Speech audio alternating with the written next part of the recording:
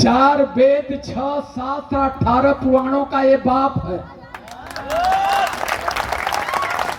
इसमें हमारी भाग्य बंद है।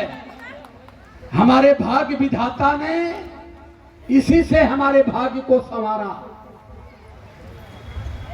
जो बाबू के द्वारा ये भेंट किया गया, मैं जानता हूं तीव्र बेटा है, इन्होंने भेंट किया। ये संविधान कुंभ के भीड़ में नहीं बट रहा है। भीड़ के कुंभ में गीता प्रेस ले जा करके गीता भेंट कर रही है। क्यों? क्योंकि धर्म आगे बढ़ेगा। परिणाम क्या निकला? फटा सिलेंडर, लगी आग। हम कहे धर्मी साले धर्म चलाएंगे।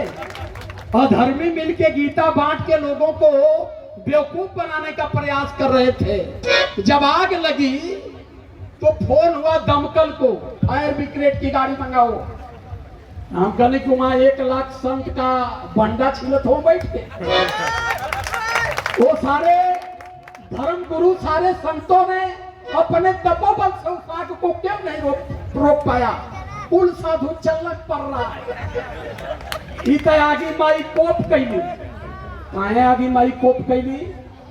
दोनों का मैं बताता हूँ, बात को सुनिएगा। देखिए अब खड़ा हूँ मन बना के, अब सुनेंगे तो थोड़ा आपको सही चीज मिलेगा। भाई साहब लोग जबरदस्त अंधेरे में बैठे हैं, कृपया के सामने कुर्सी कुर्सी लगी है, कुर्सी पर बैठ जाएंगे। थोड़ा आप सभी से निवेदन है, आपका प्रोग्राम है, ध्यान रहे आपको।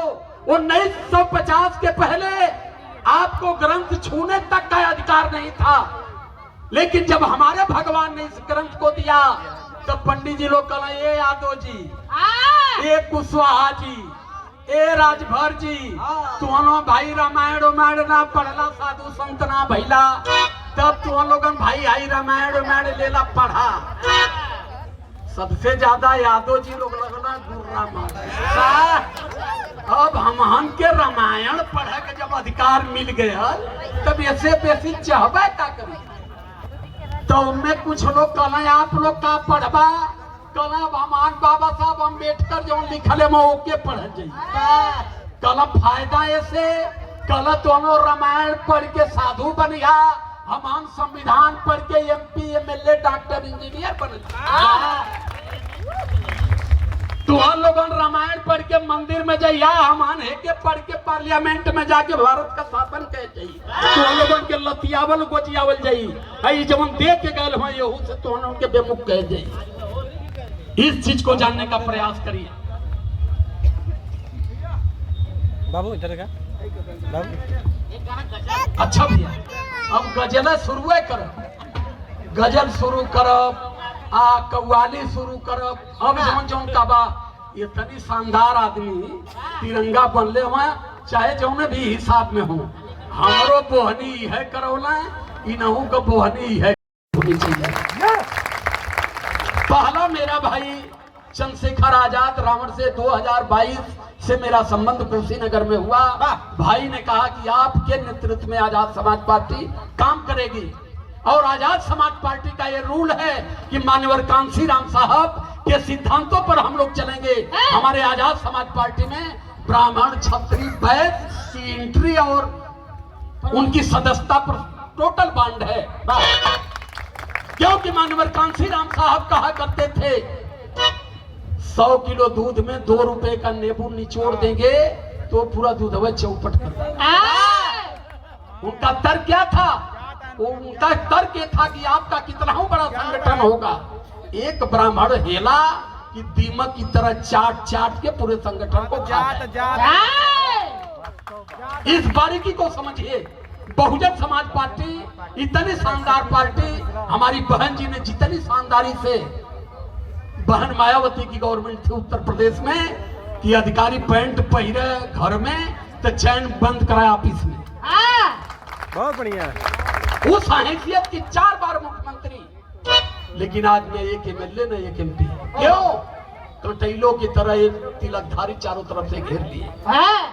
मान्यवर कांसी राम साहब के जाने के बाद बहन जी ने राष्ट्रीय उपाध्यक्ष मिश्रा जी को बना दिया। मिश्रा जी चाटत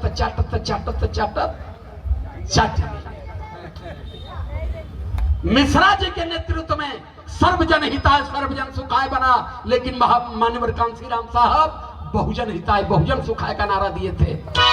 क्यों दिए थे? कांशीराम साहब कहा करते थे, अरे जो दुखी है उसको सुखी करो, जो सुखी है उसको क्या सुख दोगे? जो 500 बीघा का मालिक है फिर क्या उसको 1000 बीघा दोगे? अरे जो एक भी माध्यम से अगर समझाया जाएगा तब हमारा समाज इस बात को समझ सकता है। क्योंकि हम लोग स्वच्छ दिल के हैं, साफ विचार के हैं, हर लोगों पर भरोसा कर लेते हैं। जब ब्राह्मणों ने कह दिया कि गोबर में गणेश हैं, तो हमारे लोग गोबर लुड़िया की अगरबत्ती धरा के 500 ऊपर चाहते थे।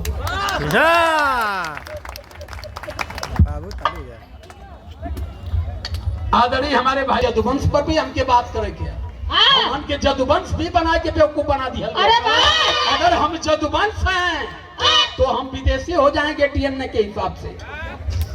जदुवंश का इतिहास देखेंगे, अत्रि से तो खानदान ब्राह्मणों से चलती है और ब्राह्मण विदेशी हैं, तो भैया हमान अत्रि या जदुवंश ना है, हमान इस देश के नागवंशी समाज से हैं। हम भारत के मूल्यवासी लोग हैं, हम भारत के शासक लोग हैं, हम राजा महिषासुर की खानदान से हैं, हम राजा महाबली के खानदान से हैं। हमें इस चीज को जानना चाहिए। इन्होंने जदुवंश बना करके हमें हमारे राजाओं से काटने का प्रयास किया है। तो मैं भाई को बहुत बहुत आदर सम्मान करता हूँ जदुवंश महासंघ की ओर से। चूंकि देखिए हमारे लोग जितनी जाने वही मान गए। मैं अपने कौम में एक ऐसा व्यक्ति पैदा हुआ कि ललई यादव को लेकर के चला।